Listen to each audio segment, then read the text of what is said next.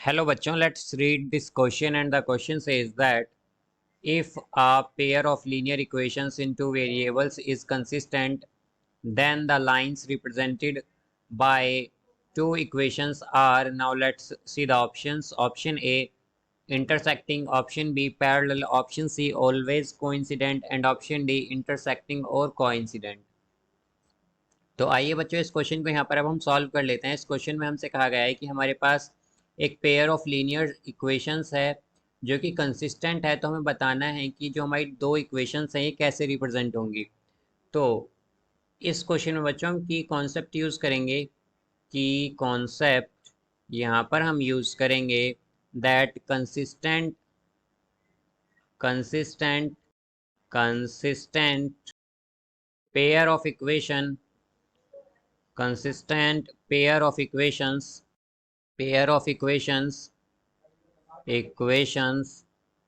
has at least one solution at least one solution। तो बच्चों हमारे पास जो कंसिस्टेंट पेयर ऑफ इक्वेशंस होती हैं बेसिकली उसमें क्या होता है कि एटलीस्ट वन सॉल्यूशन होता है इसका, कि एक सॉल्यूशन तो मिनिमम होगा ही उसका। तो यहाँ पर अगर हम देखें तो हमारे पास दो टाइप की बच्चों कंसिस्टेंट इक्वेशंस होती हैं। दो टाइप की हमारे पास कंसिस्टेंट इक्वेशंस होती हैं। कंसिस्टेंट इक्वेशन दो टाइप की होती हैं बच्चों। एक तो होती है हमारे पास, एक तो यहाँ पर होती है हमारे पास कंसिस्टेंट कंसिस्टेंट और एक होती है dependent consistent. Dependent consistent dependent dependent consistent consistent dependent consistent. तो बच्चों यहाँ पर जो कंसिस्टेंट इक्वेशन होती है हमारे पास, पेयर ऑफ इक्वेशन होती है, इसमें क्या होता है हमारे पास जो लाइंस होंगी बेसिकली वो इंटरसेक्टिंग होंगी। वो कैसी लाइंस होंगी? इंटरसेक्टिंग लाइंस होंगी। इंटरसेक्टिंग, और हम जानते हैं कि इंटरसेक्टिंग लाइंस के लिए हमारे पास क्या होता है? यूनिक सॉल्यूशन होगा। यूनिक सॉल्यूशन होगा, या फिर हम कह सकते हैं कि एग्जैक्टली वन सॉल्यूशन होगा। एग्जैक्टली वन सॉल्यूशन होगा, वन सॉल्यूशन होगा। बट यहाँ पर बच्चों अगर हम बात करते हैं डिपेंडेंट कंसिस्टेंट इक्वेशन की, तो इसमें क्या होता है हमारे पास?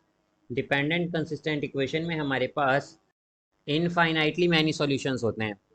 और जो लाइंस होती हैं ये कैसी होती हैं? लाइंस होती हैं हमारे पास कोइंसिडेंट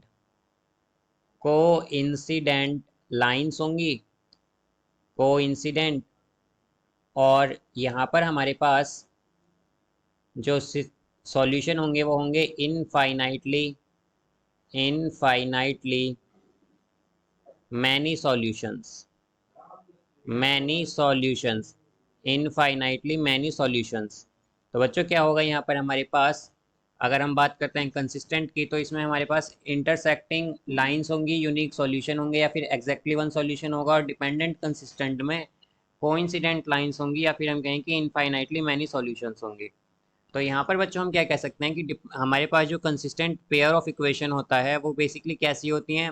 या तो वो इंटरसेक्टिंग होंगी, या फिर हम कह सकते हैं कि कोइंसिडेंट होंगी। तो इसका जो करेक्ट आंसर है बच्चों हमारे पास वो होगा option D, that intersecting or coincident. So I hope you understood it well. Best of luck. Thank you.